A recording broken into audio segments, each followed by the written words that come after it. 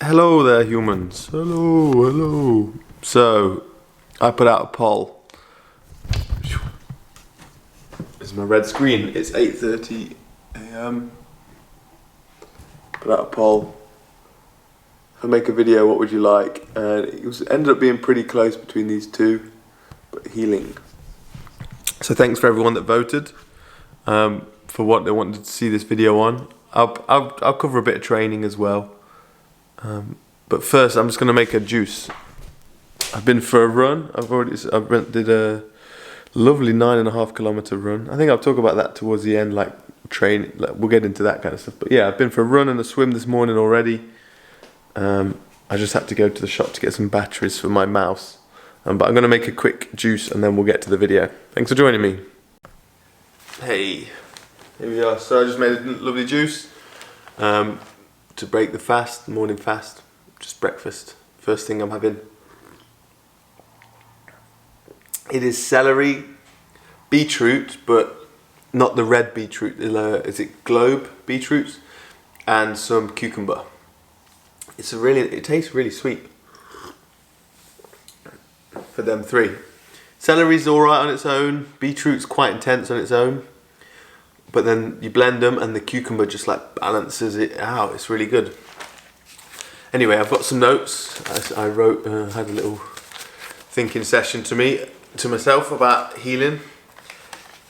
And I'm glad you guys chose it. That's kind of what we're here for. Not glad you could have chose anything, but what do I think you'd choose? I didn't think you'd choose healing out of the options. But it does kind of warm me to realise that is why we're here. So to start with on healing, where do we begin? Recognizing that the soul, in my perspective, the way I see it and recognize it, the soul speaks to us in sort of many ways, but one of the ways it speaks to us is through, let me shut this so I'm not staring at this all the time. So it speaks to us through our bodies. The soul communicates through our bodies. So we have to have communication, or have to be open or be observant to our bodies and know how it communicates. And so most people have one test they do every day to see how healthy they are. Do you know what that test is? They stand on the scales. Most people's determination of how healthy am I is the number on the scales, the weight that they do. And that is the one thing they'll do, and they'll base all of their healthy habits that they'll try to enforce, diets and all that stuff, around the number on the scales, the way they work out and everything. And of course it's so much more complicated than that. Calories in, calories out is one way of looking at it. Then exercise, burning calories, like high interval training burns calories for a longer amount of time than just doing low intensity, in some people's view, but it can go so far. But the scale as your only test is just not gonna cut it, really. So for me, the tests that I've got, there's lots of little tests and things. You notice how your skin is, your hair. Some days your hair feels dry and dead. Some days it feels healthy. Good hair days. You always have good hair days and days when you feel better. That happens so much. Your eyes, like sometimes my eyes look a lot bluer and clearer. And generally when I'm eating slightly less and eating cleaner, generally that seems to be a factor. Sleep. How well you sleep. Dreams. I always seem to have wild dreams when I'm at some process of healing. Childlike joy, natural. Do you have like a natural joy? Are you laughing? These simple tests. There's one old like Indian story when you need healing and you go to the Indian, I think it's native Indian medicine man, and he asks you, when did you stop singing and when did you stop dancing? It's a Paul Chek story, that is, but that's what they did. They asked you when you stop singing, when do you stop dancing. And I notice it on days I'm feeling better, healthier, I'm singing along more, I find myself just dancing to stuff. So is that happening? Regular stress, your ability to deal with stress, your ability to train, your ability to recover from training. These are all kind of signs to me of health. nails, how are your nails? Like, I notice, because I grow my nails, or I let them grow. I let them grow. I allow them. I surrender to them wanting to grow. And then when they get to a length when they start to snap kind of naturally, or they get in the way, then I'll cut them.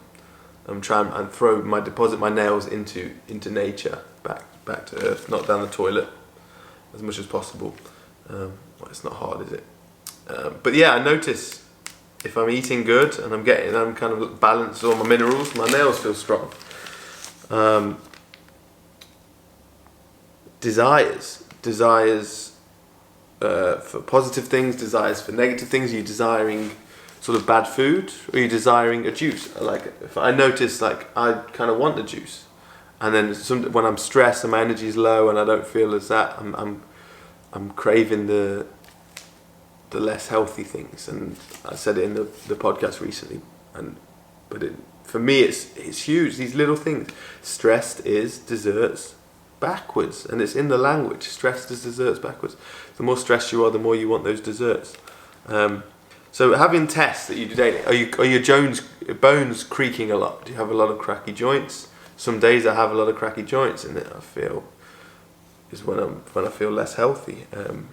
When I'm maybe overeating a bit more, when I'm not eating as clean, as balanced, more stressed in my life. I'm running from one thing to the next. I've not got time for myself.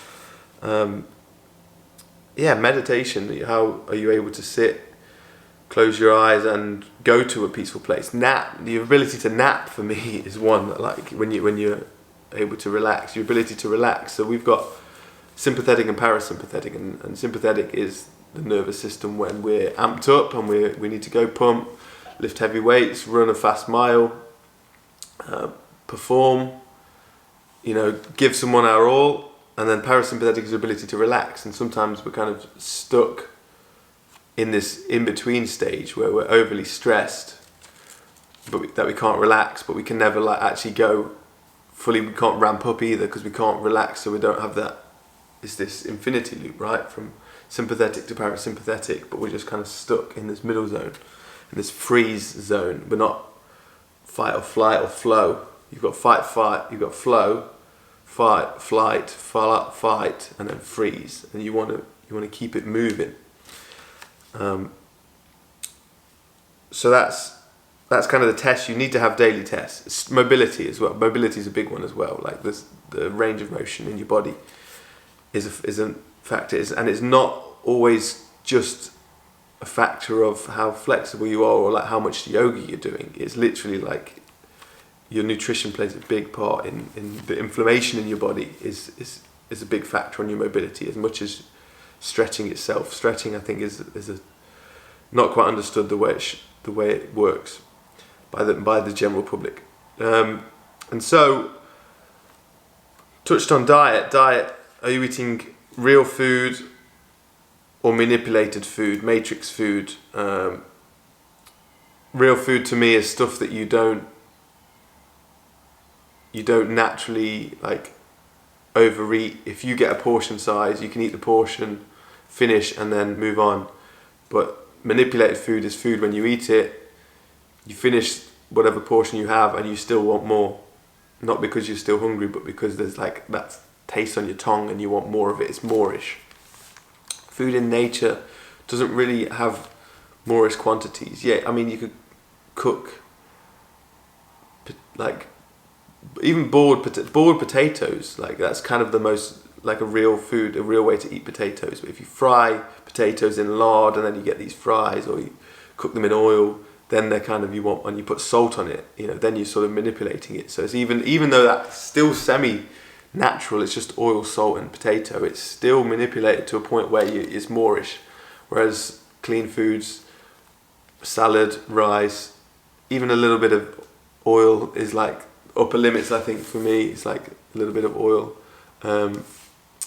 If you have a bit of fruit in the daytime, now I feel like I've passed that phase where if I used to have one bit of fruit, I want 5 bits of fruit from my sort of raw vegan days. Now I can just have an apple, and then I'm satisfied with that one apple, and I'm not craving more because it's real food, and I'm found a more balanced place within myself. And then quantity, how much you're eating as well. You can eat real food. If I do cook too much rice, then I'll normally eat what's in the bowl. So even though if I'm like sharing a portion, it's fine, I can finish it. If the portion's done with rice, then I'm done, I'm fine, I'm not craving any more. But if there is more in the bowl, I generally I'll go for more. So I just sort my portion size out in the beginning with that. Because it's carbs works slightly tougher because we have, within our bodies, when we've had enough protein and enough fats, our body tells us. If you had loads of steak and you carried on eating loads of steak, eventually your body would go, you've had enough, and you would know. But carbs, it doesn't have the same receptors to tell you you've had enough carbs. So you can overeat carbs if the portion's there. But yeah, it's definitely nuanced. But generally, eating real food, not manipulated food, not matrix food, Pringles, chocolate, all that stuff goes far. And some people have ability to ration and they stay healthy. That's cool. Some people, it's best just not even. It's like for me, if I have just a bit of chocolate, I want more chocolate. If I have a bit of ice cream, I want more ice cream. It's best just not to have that one bit, and then I'm not craving more. Cake, all that stuff, all that good stuff. Nature. So you've got nature and not nature. So you've got real food, not real food, or manipulated food. Nature, not nature. People say everything is nature because it's come from us. We're nature, and if we make it, it's a product of us. Yeah, okay. But it's still, there's the unnatural. Feeds from the natural. So we are the natural nature. We create unnatural things, and the unnatural has to feed off of the natural for it to exist. And just like the natural has to feed off of the supernatural. So we're being natural, but with spirit around, we feed off of the supernatural. That's a different topic though. But so connection to Earth, walking barefoot on the ground. Okay, like I watched Earthing and I thought, oh my god, all I need to do is walk barefoot on the ground and it will heal everything. It doesn't work like that, but it is a part of the equation. So walking barefoot on the earth, going into water, breathing good quality air. I put crying here. Crying's natural. Maybe not the right section to go in, but it's natural. And then I put not natural: phones, lights, fake foods. So things that are natural, and it's okay to be around these EMF, Wi-Fi's, but you have to balance. You have to still recognize the importance of like making sure you outweigh the unnatural with the natural, like as much as you can. And I even put like gossiping. Gossiping feels like it's natural, just to counter the crying. I thought what's not natural that we do in like social situations. It is natural, but it's not healthy, but we all love it. It's one of those, when you're doing it, you're like, yeah, but it feels good, it's fine, but we know it's not. Like when we're outside of the gossip, we know. One thing I put was long-term consistency beats short-term intensity, and that's actually a Bruce Lee quote. Probably more to do with training, but I think it completely applies to this. And that is, like I've said before, me with my 35-day water fast was trying to do one short-term intensity rather than the long-term consistency of, for me, long-term consistency. I'm working on long-term consistency now, which is little and often getting into nature, into cold water. I'm going into the river like 5 or 6 days a week. I'd say 7 times a week, but that's 5 or 6 days. I do some double days, although I probably do go every day at the moment. But yeah, consistency. I'm getting into the river almost every day at the moment. And then the consistency of really low sugar. And when I say sugar, I don't mean carbs. I still have rice, as we're quite obvious now. But low sugar, just dropping the sugar is such a fix. It's such a fix for us, and it's okay to have bits every day, but the quantities that I was having in the past, and I think most people have every day of sugar, things like sugar, is not natural in that quantity. And so long-term consistency of having a lot less, we're going to see where that goes for me. the 4 doctors. This is a Paul Chek concept. I really like it. He says the last 4 doctors you'll ever need, and that's Dr. Quiet, Dr. Diet, Dr. Happy, and Dr. Movement. So Dr. Diet is obviously eating whole food, real and whole food, intuitive eating as much as possible, eating for your activities. So if you're moving heavy weight, working muscle, maybe eat some more muscle. For me, when I'm running, I'm eating more fish, maybe some eggs, and more salad. When I'm like more sedentary or more spiritual or trying to connect with God, more plants, or low FODMAP foods, less digestively stressed foods. So that's diet. Dr. Quiet is downtime, walking, meditation, reading. TRE for me is a nice one for Dr. Quiet. Movement is, movement, running, kettlebells, Pilates, yoga, ballet, some sport, whatever sport you like, tennis, just whatever passion that is. That's Dr. Movement. And then Dr. Happy is like your life's purpose. What makes you happy in life? Like, what makes you happy? I forget the word. There's like a Japanese word where you're like your passion meets what you're willing, what you can teach, and how you can make money and all that. And like finding that for you, for Dr. Happy, is like where your passion meets your purpose. Is really the simplest way to put it. What makes you happy? That also, it just Dr. Happy is like what fuels you by itself. Like, it doesn't tire you to do because you love doing it so much, like art, like something like that. Making music, playing music, sport, whatever makes you Dr. Happy. But if all those 4 doctors, I think he said it was like a Roman or a Greek concept, and I think he said diet. No, movement wasn't a part of it. It was 3 doctors. It was quiet, diet, quiet, nutrition, and happy. And then movement, because he said they would have naturally had movement in their life, whereas we just can sit in a chair for 8 hours a day as a job, which wouldn't have happened back in those days. So he added movement to it. Discipline. Someone asked me about discipline, and this is one that, when I mentioned in the tests, desires, discipline. The healthier I am, the less discipline it takes to do this stuff. Rose Namajunas said in a post-fight interview the other day that she said, the first thing you have to do is get right by God, and then you can do the rest. And I think that's like, there is something in that, and I don't know how everyone feels with God here, but I will speak from my perspective on it. But the more connected I feel with God, and that can come through, the Dr. Quiet, the downtime, through humility, practicing humility, taking days off, digging through your underlying emotions, your causal emotions that are driving your reactions in everyday life. Stored, blocked emotions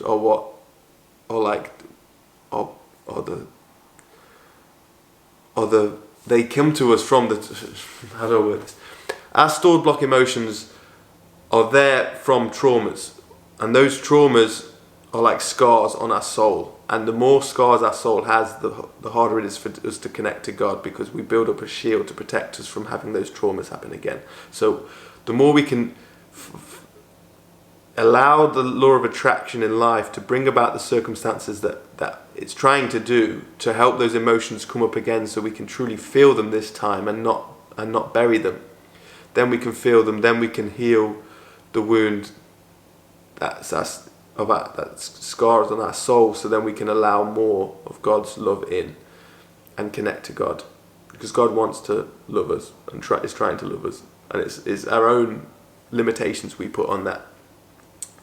And so through down days like yesterday, I felt, and someone brought up an emotion in me that's not their fault. I do not blame them, although in my head it's scrambling for it to be their reason, and to find blame and to want them to know that they've made me hurt. but just recognizing that's completely my own trauma from something else that this has brought up. And so I just took the day, I cancelled my plans with everyone, and so that I didn't want to be with people acting happy and getting along with life, and that, in that sense, which is the old way. This is like, just get on with it, don't be a pussy, whatever. Like, just turn up, get on, and just carry on with life. And sometimes you feel better. It's like, no, I took the day off from everything, and I just laid in bed for 3-4 hours in the morning and just felt. And I know not everyone has that, the blessed way to do that. I'm grateful for that, but that's what I did. I took the day off, and I felt the emotions. I didn't bury them or try to distract myself with the day. And then I went to Glastonbury and sat on the tour for a bit, and then came back and listened to some spiritual, someone talking about how to connect with God more on the podcast in the car, and just had a sort of humble day where I had plans to train and to lift weights and to film and make content, and I cancelled it to sit with my feeling. And these down days are sometimes I think they're the most important days. The chances when emotion does come up, it's great. Don't distract yourself from it. Don't try and jump to another emotion or change the subject. Like, try to, if you're with people and so they bring something up, if you can, just say, this has brought some emotion, I need to go and feel these emotions. And it's weird, it's a new paradigm, but it's how we need to start doing this. So let someone bring something up for us, go and feel the emotions, and humble yourself. So I wrote here, sorry for the sporadic nature of this. I hope it makes sense and it helps. Truth, living in truth, in God's truth, the truth about self, the truth about you, and sometimes as we desire to live in the truth, because the truth, the only way we can heal is through knowing the truth. If you don't know the truth, you're going to be you're misguided in your healing the whole time, in the sense that, like veganism, right? It's like you've got a misguided truth led you to that, and then you're like fully immersed in this world. I was in this world of like, this is the healing, but it wasn't the true truth of the matter. I can't quite go into that more detail, but so the truth of your health, the truth of your relationship, the truth of your soul's communicating through you, the truth of your soul's relationship to God. When you start to highlight that, it can feel like a massive step back. The truth of my body, like when I really identified, like I was training, and I could continue to train until a point when it breaks down, because but it was trying to warn me. It gives you warning signs and warning signs. It's like if you have cancer, it doesn't happen overnight. You've been working at it for like 5 or 10 years, and it's like any kind of injury. It doesn't happen overnight. There are, of course, you could fall off a ladder and break your leg, which I still think there's probably some signs in there for something else, but injuries that take time to build, or illnesses, you've been working at them for years and years and not living in the truth, or ignoring some addictive habit, something you've been doing daily that in some sense deep down that you shouldn't be doing, or that you are leaning on it too much for happiness, and because you've got these traumas that block the natural flow of love in and love out equally, love in and love out. So then we rely on these other things for it, and we are leaning on these things because they're safe. You can always get a chocolate bar, you can always get ice cream. Whereas love, I loved in the past and then I got hurt, so it's safer not to go that route. So when you start to identify the truth and live in the truth, it feels like a huge step back. For me, it was a huge step back in my training, because I was like actually honest about which parts of my body didn't like me training as intense as I was, and it would have been a matter of time before these other body parts had injuries and problems that could have been you can make it much worse for the rest of your life. So taking a step back and starting to live in the truth of where my body is and where my addictions lie and habits lie was a big one. And the truth about self, the truth about my addictions, my habits, my health. So to that's to go back to the point that I was starting about. Discipline was the more I feel God's love, I love God and God loves me, and that connection, that there is a hole that we feel inside us that we look to be filled by other things that are safe for temporary fixes, but that is the true one. And we're so misguided with religion and spirituality that we just can't quite find the way to do that. And it has to be an honest. You can't just want God's love because it's going to heal you, or you can't just love God because if it's for manipulation, and I'm not saying God is this like he or she being is much. I'm not Christian or anything. I'm just trying to what resonates in my heart. We all have like a law written into us, and the more healthy we are, the more we can tap into that law without needing others to put their law on us, and the more other people put their law on us, the more our soul fights that if they're trying to enforce something that I'm responsible. I know that the law is written into my heart of how to live, and so I know these random tangents, forgive me.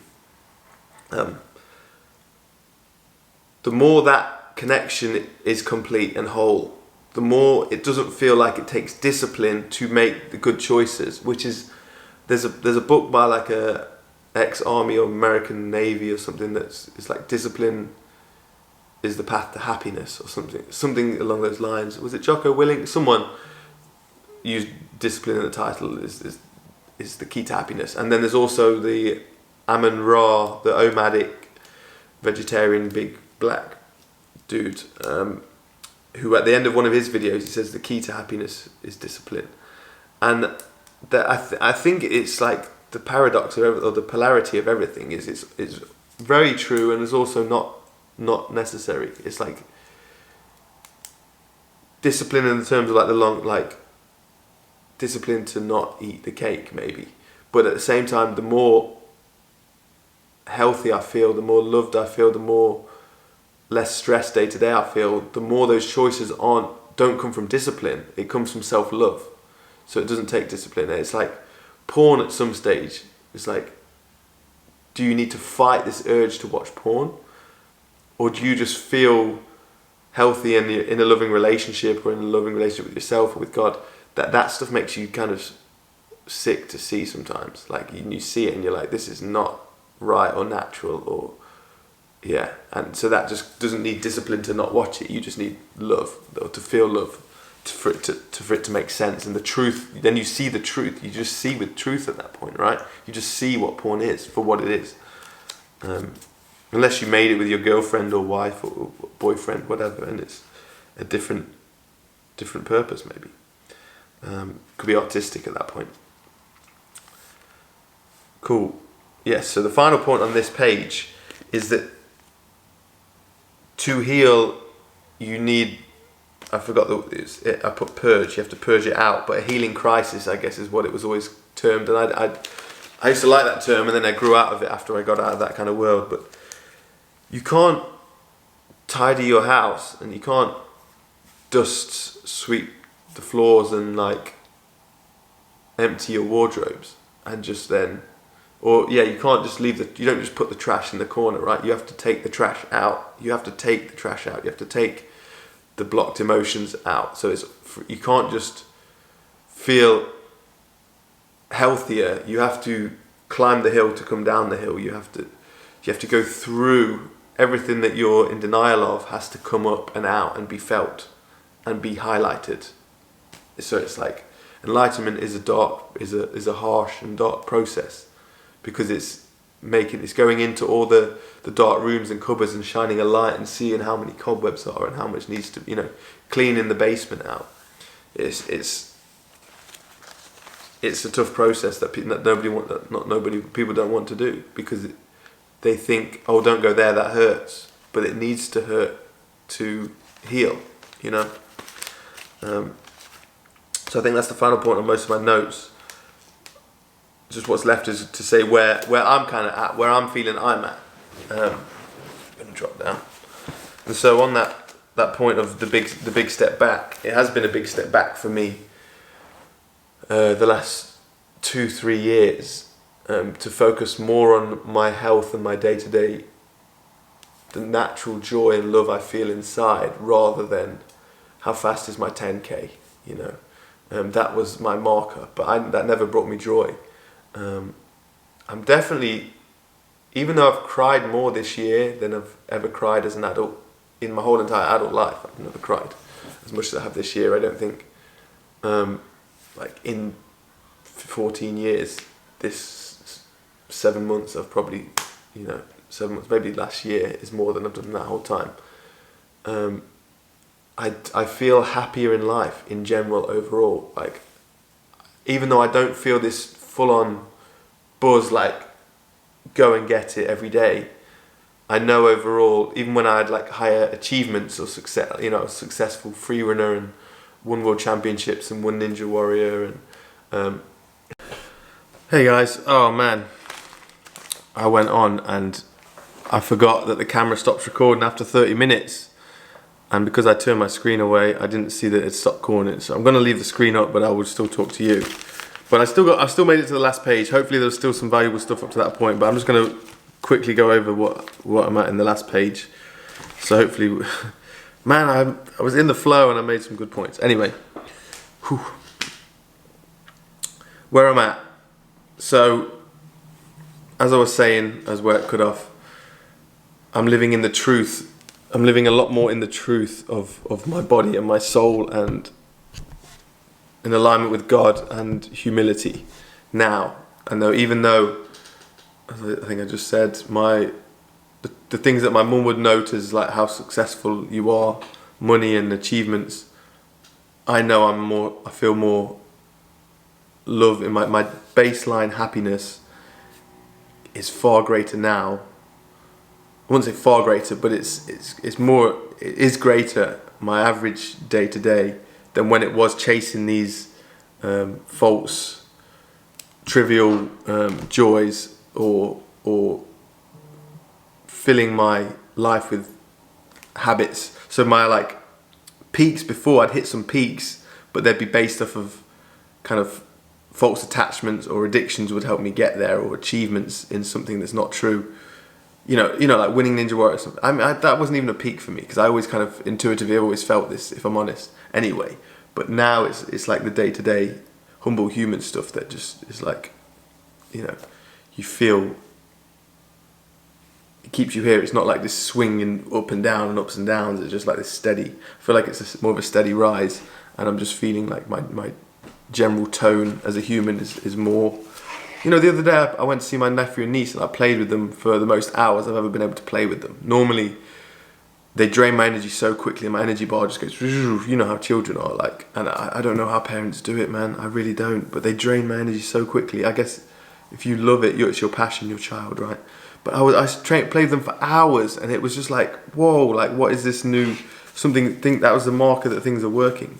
On top of that, lifting. So for those that don't know anything about weights, forgive me, but I hope you'd be able to understand this. It's not too hard, right? So the other day, I only ever did any weightlifting for when I did CrossFit for about a year. I lifted a lot of barbells in that time, and I did one short stint of like, let me see what my personal bests are. So I did squat, back squat, and I did deadlift, where you just pick it from the floor. My personal bests were 140 kilograms for both of them. Around the time I was big, and I was doing a lot of training. Now I've done none of that. I've not lifted anything over like 80 kilos probably. I've not lifted any barbells. I did like one load of front squats with a barbell like a few weeks ago, and that's the only thing really in months and months and months, like probably a year at least. I've just always felt niggles and things haven't been right. So with all the baby conditioning, with all the WEC method stuff, with all the strong fit training and the strongman stuff. So the other day I was like, let me see where my deadlift is at. And I did a 160 kilo deadlift. So my deadlift personal best went up by 20 kilos.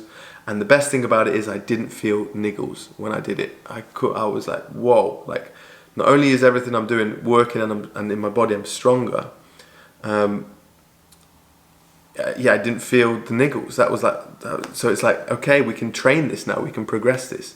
And so one of my goals is kind of this to be strong and supple. Right? I want to be light and floaty, but at the same time strength is nice as well. So kind of like a big tiger.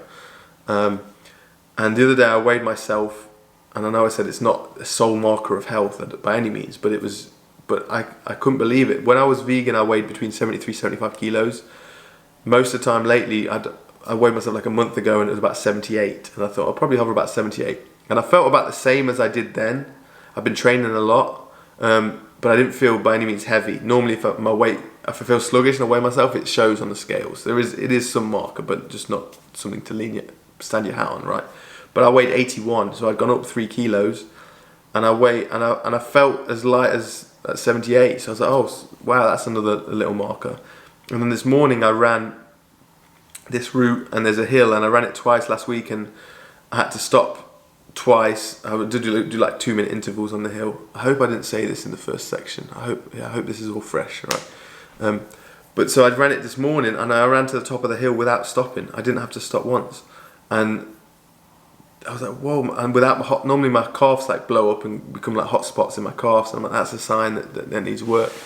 And I didn't get that in my calves, and I thought, wow. So I'm running, I'm finishing my run, and I've got energy. Here's the thing: I've got energy to make this video. I've got energy to do my emails, to send the ropes today. I've got energy to see friends and to make healthy food choices. Like back in the day, I would do that run, and then I would go straight for like, something maybe a bit more gluttonous in my meal, and then I wouldn't have energy to like see friends, or I wouldn't have energy to like do the work that I've got to do, so that the training would take away from my energy for life. So my energy bar, and people say this with TRE, so TRE might be part of the factor, is that you only have a cup, right, that's so big, and often it's just full, and anything that floods it, you're too stressed. Then they say TRE makes the cup bigger so they can deal with more stress.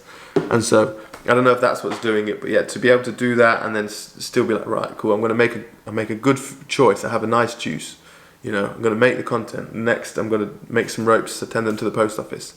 So it's not just being able to run, it's the full package of life around it. My nails, so my toenails, they're not. The average day of them is a lot better than they have been in the past, and there's times when like I eat worse, and I've in the past when I feel them start to ingrow and I get pains in them, or in my shoes I feel the pain.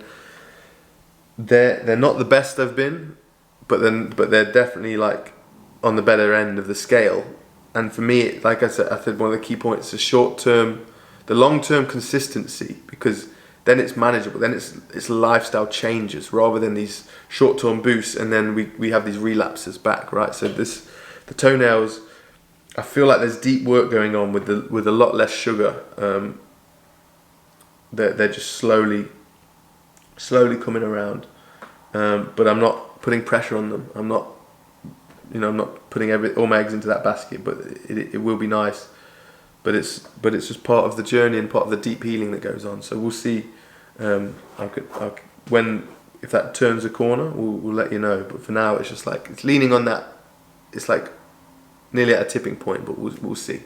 But I'm just cracking over the consistency and taking care of my day-to-day joy, my day-to-day energy, and peace inside. Staying humble, not getting carried away or addicted. You're noticing addictions creeping in, and that running can be an addiction. Gym, food, internet, UFC. I have to watch myself with like this stuff. So yesterday I didn't really watch it. Normally I'll like be watching UFC stuff at 9 a.m. I didn't watch it till like my evening meal is when I put some UFC stuff on, and I focused on some like learning about my relationship to God for the day.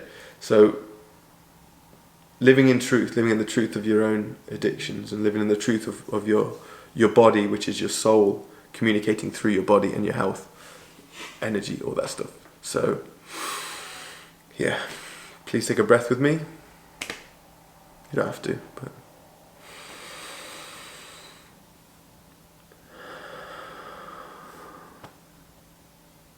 thank you for watching. I think we'll end it there. I will, because I talked about this, we've got to finish it. Spiraling the medicine. I don't think I touched on it up until that 30 minutes. I've not checked the whole thing, but spiraling the medicine, that's what I wanted to say was is recognizing when you want, like with the mushrooms, I had a good stint of a few months on the mushrooms, the reishi, the chaga, the not much cordyceps, lots of lion's mane, and it really served me, man. It really had an impact. And now I've not done it for 2 or 3 weeks, maybe a month. I've barely done any, and I've not done any portobellos in a while as well. I feel really drawn to doing this real, like, sober, so, you know, like just eat good, breathe good, plenty of time in nature, see where this is at. And then at some point I know it will come back when I'm going to do a stint on them again, and my relationship to them will deepen, my understanding of how they work will deepen, and that will come in a new chapter. But for now I'm having a chapter completely, you know, I am the placebo, I'm going to be the healer of my own self for now, and then we'll have some assistance again in the future to see if we can, you know, take it up a notch or wherever. But for now we're just going to find this baseline. So that was it, just spiraling the medicine, just using different medicines at different times. So I guess my medicine now is the cold water, which I'm doing consistently. Maybe the celery juices. I'd do a few months on celery juices, have some time off. Now I'm back on the celery juice. It feels good seeing the juicer on the counter, all that good stuff. Sorry if I'm speaking weird. It feels like I'm repeating myself. It's when the camera dies, when it turned off. It's anyway. I think I covered everything again, and we got to it. So thank you so much for watching this video, and I hope it wasn't too jumping around all over the place and you got something from it. Thanks for joining in. I wish you all the best with this journey. I wish you all the strength and courage to go on it, to stay on it. You're already on it now, so, and to deal with everything, to feel everything that you need to feel. I really do wish you the best, and lots of love from me. Godspeed to you all, and stay tuned for more content like this. And yeah, we'll do it again soon with a different subject, another video, whatever comes. But God bless you all. Ciao.